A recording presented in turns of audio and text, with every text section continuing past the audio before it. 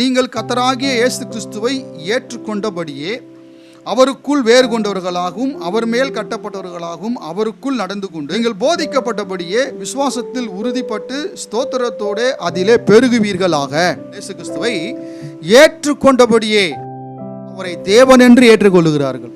இயேசு கிறிஸ்து தேவன், இயேசு கிறிஸ்து மீட்பர், இயேசு கிறிஸ்து இரட்சகர், என் பாவங்களுக்காக பலியானவர், என் பாவங்களை சுமந்து தீர்த்தவர், அவர் இல்லாமல் எனக்கு வாழ்க்கை இல்லை, அவர் இல்லாமல் எனக்கு வழி இல்லை என்று சொல்லி அவரை ஏற்றுக்கொள்ளுகிறார்கள். ஏற்றுக்கொண்டபடியே அவருக்குள் வேர் கொண்டு, ஒரு மரத்திற்கு அதனுடைய வேர்கள் தான் அஸ்திபாரமாக இருக்கிறது. ஒரு மனிதன் அவரை ஏற்றுக்கொண்டு அவருக்குள் வேர்விட வேண்டியதாக இருக்கிறது. ஏற்றுக்கொள்றதுக்கு ஒரு நாள் போதும், வேர்விடுறதுக்கு அது ஒரு ப்ராசஸ். நாம் ஒரு இடத்திலே எந்த அளவுக்கு நாட்களை செலவழிக்கிறோமோ, நீண்ட காலம் இருக்கிறோமோ, அந்த அளவுக்கு தான் நாம் அங்கே வேர்விட முடியும். அதற்குரிய பலனை தான் நாம் அனுபவிக்க முடியும்.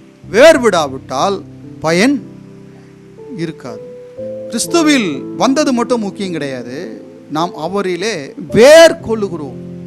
ஒரு நிலத்திலே ஒரு மரம் வேர் கொள்ளுகிறது போல நாம் கிறிஸ்துவிலே வேர் கொள்ளுகிறோம். வேர் கொள்ளுகிற அந்த மரத்தினுடைய வேர்களை அந்த நிலமானது பற்றி பிடித்து இருக்கிறது. மண்ணுக்கும் வேருக்கும் இடையில பரஸ்பரம் ஒரு கலந்திணைவு உண்டாகிறது.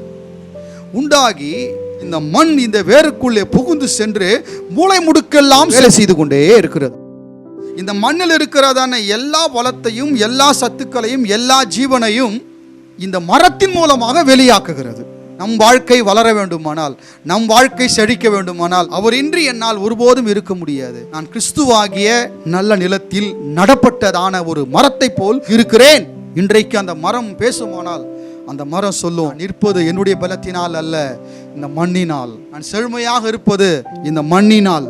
அந்த மண் வளம் என்னை இப்படி வைத்திருக்கிறது.